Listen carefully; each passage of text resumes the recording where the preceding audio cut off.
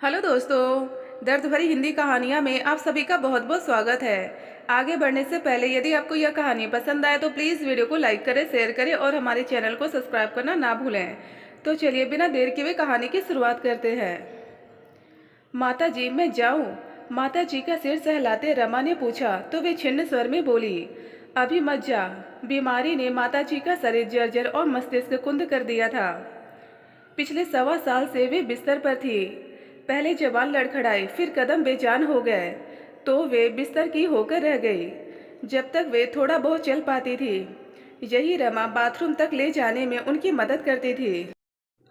उनका दिमाग ठीक था तो वे रमा के हाथ में कुछ न कुछ रख देती थी, कभी रुपए, कभी साड़ी, कभी कुछ, और जाने उसे कभी खाली हाथ नहीं जाने देती। वे सोचती किसके लिए जोड़ना है, अब जो उनकी सेवा कर दे उसी को दे दे। रमा उनके घर में पिछले 25 साल से काम कर रही थी। उनकी दोनों बहुएं भी उसी के सामने आई थी। खुद रमा भी तब 25 की थी, अब 45 की हो गई थी। रमा भी कितनी देर तक रहती। दूसरे वह कई घरों में काम भी करती थी। धीरे धीरे माता जी इस लायक भी नहीं रह गई कि अलमारी से निकालकर उसे कुछ दे सके। फिर भी रमा उनका काम कर देती थी। घर में 2 बेटे 2 बहुएं थी। बेटों का अपनी बीवियों को नौकरी करने के लिए मना करने पर माता जी की जिद व प्रयासों से वे नौकरी कर पाई थी। लेकिन आज जब वे बिस्तर की होकर रह गई तो बहुएं उनके कमरे में झांकती भी नहीं थी। छोटी बहू आकर दवाइयाँ सामने रख जाती थी। जब तक वे खुद खा पाती खा लेती थी, जब नहीं खा पाई तब रमा का इंतजार करती। बड़ी बहू बेमन से भोजन की थाली रख जाती। माता जी के कपड़े जब मल मूत्र से गंदे हो जाते तो उन्हें वैसे ही रखकर रमा का इंतजार करना पड़ता। बहुएं कमरे में दवाई और खाना रखने आती तो बदबू के मारे नाक भूं सिकोड़ कर चली जाती। रमा सुबह शाम तो उनकी सफाई कर देती, पर दिन भर तो वह नहीं रहती थी। वे अकेले ही घर में पड़ी रहती। बेटे बहू घर पर ताला लगाकर चले जाते। जिन नाते रिश्तेदारों से घर हमेशा भरा रहता था, जीवन के इस अंतिम समय में जैसे उन्होंने भी मुंह फेर लिया। कमरे की दुर्गंध की वजह से वे दरवाजे से झाँक कर चले जाते। बीमारी की वजह से उनकी याददाश्त कमजोर हो गई थी, इसलिए वे कुछ को पहचान पाती, कुछ को नहीं। उनके मन में बार बार यही आता कि इस जीवन से तो अच्छी मौत है।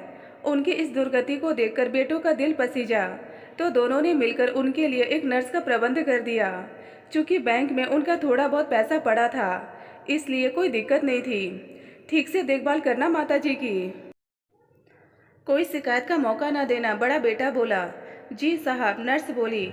छोटा बेटा आने जाने वालों रिश्तेदारों से कहता, हमें माता जी की बहुत चिंता रहती है, इसलिए नर्स रख दी है। बहुत कर रहे हो, रिश्तेदार कहते। दिन भर घर में कोई नहीं रहता। नर्स सुबह सफाई करती और शाम को सबके घर आने से पहले कर देती थी। बाकी समय कुर्सी पर बैठी या तो पत्रिका पढ़ती या स्वेटर बुनती रहती। रमा इधर उधर से काम निपटाकर माता जी को देखने पहुंच जाती। कमरे में पहुंचती तो नर्स को अपने आप में ही व्यस्त पाती। गंध आ रही है, कहीं माता जी ने पॉटी तो नहीं कर दी? पता नहीं, अभी तो सफाई की थी। माता जी को भी चैन नहीं, जब देखो तब कपड़े खराब करती रहती है। सारा दिन यही काम है। रमा को देखकर माता जी की अधखुली आंखों में चमक आ जाती।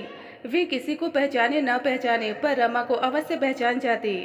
जिंदगी भर शान से जीने वाली माता जी एक नर्स की डांट खाकर सहम कर और भी सिकुड़ जाती। देखो, पेशाब की थैली भर गई, गिर जाएगी, ये भी खाली नहीं की तुमने। रमा नर्स को उसके काम की याद दिलाती। तुझे क्या मतलब है? नर्स तिल मिलाकर कहती, घर की मालकिन है क्या? मुझसे सवाल जवाब करती रहती है, यह मेरा काम है, मैं देख लूंगी। इतने में रमा माता जी को पलटाकर देखने लग जाती तो पाती माता जी पूरी तरह गंदगी में सनी हुई है। नर्स वापस लौटती तो रमा को चुपचाप सफाई करते हुए पाती। रमा के चेहरे पर गुस्सा होता, पर जानती थी अभी कुछ बोलेगी तो झगड़ा हो जाएगा। रमा को सफाई करते देख नर्स को थोड़ा शर्मिंदगी का एहसास होता और वह कहती, अभी तो सफाई की थी, फिर कर दी होगी। साहब लोगों से रमा नर्स की शिकायत नहीं कर पाती। सोचती दिन भर घर में कोई रहता नहीं है, डांट पड़ने पर नर्स भी भाग गई तो इस सूने घर में माता जी के साथ कोई भी न रहेगा। रमा का हृदय माता जी के लिए करुणा से भर जाता। इन बड़ी बड़ी महलनुमा कोठियों में ऐसा ही होता है। कई घरों का हाल देख चुकी है रमा। बेटे बहुएं बड़ी बड़ी नौकरी करते हैं और दिन भर घर से गायब रहते हैं। बच्चे पढ़ने के लिए बाहर चले जाते हैं और बुजुर्ग इसी तरह एक कमरे में बिस्तर पर अकेले पड़े हुए मौत का इंतजार करते हैं। दिन बीतते जा रहे थे। धीरे धीरे माताजी की आवाज़ भी कम होने लगी। वे कभी कभार ही कुछ शब्द बोल पाती, लेकिन रमा को देखकर अभी भी उनकी आंखें चमक जाती और उनके होठों के हिलने से लगता कि वे रमा से कुछ बोल रही है। लेटे लेटे माताजी के पीछे की तरफ घाव होने लगे तो रमा ने हिम्मत करके छोटी बहू से कह दिया, बहू जी, माताजी की पीठ में घाव होने लगे हैं, डॉक्टर को दिखा दो। वे तेरी सास है या मेरी? बड़ी फिक्र पड़ी है तुझे? छोटी बहू कड़कती हुई बोली, बहू जी, मैं तो सिर्फ बता रही थी। तूने कब देखा? नर्स ने तो कुछ नहीं बताया। नर्स किस लिए रखी है? अपने आप देखेगी वह। सारा दिन लेटी रहती है, घाव तो होंगे ही। अब इससे ज़्यादा कोई क्या करे? फुल टाइम नर्स तो रख दी है, लेकिन बहू जी, सेवा तो अपने हाथों से होती है। आप लोग तो घर में रहते नहीं हो, नर्स थोड़ी इतना करेगी। रमा किसी तरह हिम्मत करके बोल गई। तभी बड़ी बहू बीच में बोल पड़ी, तू जरा कम बोला कर और अपने काम पर ध्यान ज़्यादा दिया कर। अपने काम पर तो ध्यान देती हो। रमा धीरे धीरे बुदबुदाती हुई अपने काम पर लग गई। फिर एक दिन रमा से न रहा गया, इसलिए बोल पड़ी, बहू जी, आप जो खाना रख कर जाती हो वैसे ही पड़ा रहता है। माता जी से सब्जी रोटी कहाँ खाई जाती होगी? कुछ जूस सूप दलिया खिचड़ी आदि बनाकर दे दिया करो ना उनके लिए। हाँ, कई नौकर लगे हैं ना यहाँ, और कोई काम तो है नहीं हमारे पास सिवा एक काम के। दोनों बहुएं एक साथ बड़बड़ाने लगती और रमा चुपचाप माता जी के छिन्न होते शरीर को देखती रहती। माता जी के बेडसोर बड़े होने लगे थे। नर्स घावों की सफाई भी ठीक से नहीं करती। ऊपर से माता जी का पेट चलता तो दवाई भी ठीक से न दे पाती। कमरा सड़ांध से भरा रहता और रमा उनकी दुर्दशा पर चुपचाप आंसू बहाती रहती। उसने माता जी का वह समय देखा था जब यहाँ काम करना शुरू किया था। तब वह माता जी को देखकर कितनी हुलसित हो जाती थी, कितनी शानदार लगती थी माता जी तब। क्या शरीर था उनका। ममतामयी माता जी उसे बहुत ही अच्छी लगती। तब साहब भी जिंदा थे। पूरे घर की बागडोर माता जी के हाथों में थी। उनके दोनों बेटे उसके देखते देखते ही बड़े हुए थे। उसके कितने ही सुख दुख में माताजी ने उसका साथ दिया और बदले में वह भी माताजी के पूरे काम आती। कितना देती करती थी माताजी उसे। उसके बच्चे बीमार पड़ते तो बिना काम के भी उसे रुपए पकड़ा देती। वह अपने शराबी आदमी से परेशान होती तो माताजी उसे धैर्य बंधाती। सास के तानों से तार तार होती तो माताजी उसे पास बिठाकर समझाती और इसी तरह उसके जीवन नैया पार लगी। आज रमा के खुद के बच्चे भी बड़े हो गए हैं। आज उन्हीं माताजी को तिल तिल कर मरते देख वह कुछ नहीं कर पा रही थी। हाँ, इतना जरूर था कि वह जब होती तो नर्स के साथ लग जाती, जब नहीं होती तो नर्स क्या करती क्या नहीं करती वह नहीं जानती थी।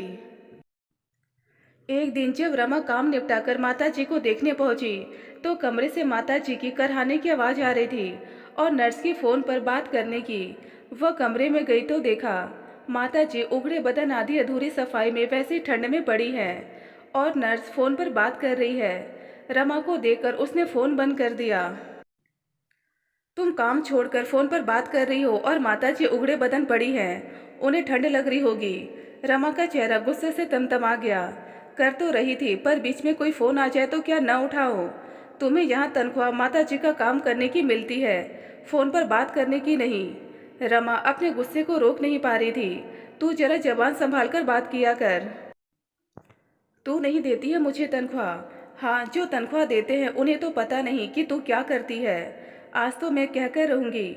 जा जा कह दे, बहुत देखे तेरे जैसे। नर्स भी कहाँ चुप रहने वाली थी। उस अकेले घर में बिस्तर पर असहाय बीमार पड़ी माताजी के सामने रमा व नर्स की तू मैं होती रही। रमा का मन उस दिन बहुत खराब हो गया। उसने सोच लिया था कि अब चाहे काम छूटे या डांट पड़े, उसे माता जी की बेटी बहुओं को सब कुछ बताना ही पड़ेगा। रात भर वह सो न सकी। दूसरे दिन जब काम पर आई तो बड़ी बहू से बोली, बहू जी, आप दोनों रहती नहीं। नर्स माता जी की ठीक तरह से देखभाल नहीं करती तो क्या करे अब? तो फिर शुरू हो गई।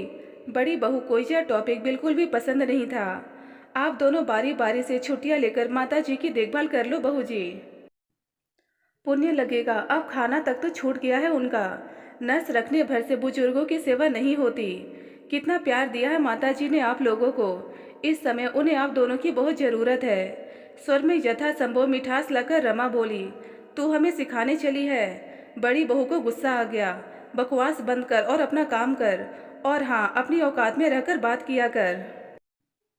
ठीक है बहू जी, 25 साल हो गए आपके घर में काम करते हुए। माता जी ने कभी ऐसी तीखी बात नहीं कही। हमारी औकात ही क्या है? वह तो माता जी की ममता हमारे सिर चढ़कर बोल जाती है। हम नहीं देख पाते उनकी यह दुर्दशा। आप कोई दूसरी ढूंढ लो, मुझसे नहीं हो पाएगा अब आपके घर का काम, कहकर रमा काम छोड़कर चली गई। अगले दिन उन्होंने दूसरी काम वाली ढूंढ ली। रमा ने काम पर जाना तो छोड़ दिया, लेकिन माताजी को देखने के लिए उसका दिल तड़पता रहता। पर अब किस मुंह से जाए, मन ही मन तड़पती रह जाती। नर्स की तो अब और भी मनमानी हो गई। माताजी मृत्यु के थोड़ा और करीब पहुंच गई थी। एक दिन के लिए बोलकर नर्स छुट्टी पर गई तो दूसरे दिन भी नहीं आई। माताजी का कमरा ऐसा भभका मार रहा था कि दरवाजे पर खड़ा होना भी मुश्किल था। बहुओं ने गंध बाहर न आए इसलिए कमरे का दरवाजा बंद कर दिया। शाम को बेटे घर आए तो अपनी बीवियों से पूछा, नर्स आई थी आज? नहीं तो क्या माँ वैसे ही पड़ी है अब तक? किसी ने सफाई नहीं की, खाना नहीं खिलाया, कौन करता सफाई? बहू भी चिढ़ गई। अरे रमा को ही जाकर बुला लाते, माँ के लिए वह आ जाती। कौन बुलाता उस नकचढ़ी को? कैसे पैर पटक कर काम छोड़कर गई थी। हमसे न हो पाएगा यह सब। बीवियों से भिड़ना बेकार था, यह दोनों बेटे जानते थे। बड़ा बेटा रमा के घर गया और उसे बुला लाया। माता जी का नाम सुनकर रमा ने आने में एक पल भी नहीं लगाया। बहुओं ने उसे देखकर मुंह फेर लिया। रमा ने पूरे मने योग से माता जी की सफाई की। गीले तौलिए से पूरे शरीर को पोंछा, मालिश की, उनकी चादर और कपड़े बदले और सारे कपड़े धोकर सुखाने डाल दिए। फिर माता जी के लिए पतली खिचड़ी बनाई और मनुहार से खिलाई। रमा के प्यार मनुहार से माता जी ने 1-2 चम्मच खिचड़ी खा ली। रमा को आज माता जी की हालत और दिनों से भी गिरी हुई लगी। अनुभवी आंखें समझ गई कि माता जी कल का सूरज शायद ही देख पाएंगी, इसलिए वह बड़े बेटे से बोली, साहब नर्स नहीं है तो आज रात में यहीं रुक जाती हूँ। बहू बेटे खुश हो गए। रात रमा माता जी के कमरे में सो गई। रमा को सामने देखकर माता जी भी चैन से सो गई। उनके सोने के बाद रमा भी लेट गई। सुबह माता जी की खांसी की आवाज़ सुनकर रमा की नींद टूट गई।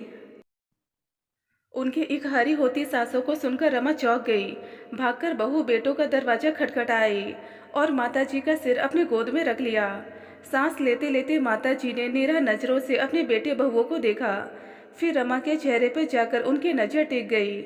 उनका मुंह हल्का सा कुछ बोलने को खुला और प्राण पखेरु उड़ गए।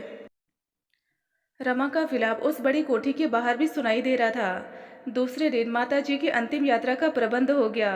रिश्तेदार आए, बहू बेटों ने छुट्टी ली और पूरी औपचारिकता निभाई। शाम को रमा जाने लगी तो बहुओं ने उसके काम के रुपए लाकर उसके हाथों में रख दिए। यह क्या है? रमा ने पूछा। तुम्हारे काम का पैसा है, माताजी तुमको बहुत चाहती थी इसलिए ज्यादा ही दिया है। बहू जी, रमा कसेले स्वर में बोली, माताजी तो मेरी अन्नदाता थी, बहुत दिया उन्होंने हमें जिंदगी भर। हम उनके प्यार का कर्ज तो कभी उतार नहीं पाएंगे। माता जी के लिए किए गए काम का हमें कुछ नहीं चाहिए। उनका आशीष मिल गया हमें, आखिरी समय उनके मुंह में अन्न जल डाल पाए, हमारे लिए यही बहुत है। यह रुपया आप संभाल कर रख लो। जब आप लोग बुढ़ापे में इस बिस्तर पर पड़ोगे तब आया को देने के काम आएंगे। यह कह सुबकती हुई रमा गुस्से में दंदनाती चली गई और एक अनपढ़ साधारण नौकरानी की बात को मन ही मन तौलते चारों उच्च शिक्षित तथा कथित सभ्य समाज के कर्णधार भौचक्के से खड़े एक दूसरे की शक्ल देखते रह गए। दोस्तों, यदि आपको कहानी पसंद आई तो प्लीज़ हमें कमेंट बॉक्स में कमेंट कर अपने विचार जरूर बताएं। ढेरों पारिवारिक और शिक्षाप्रद कहानियां सुनने और पढ़ने के लिए हमारे चैनल दर्द भरी हिंदी कहानियां को जरूर सब्सक्राइब करें। धन्यवाद दोस्तों।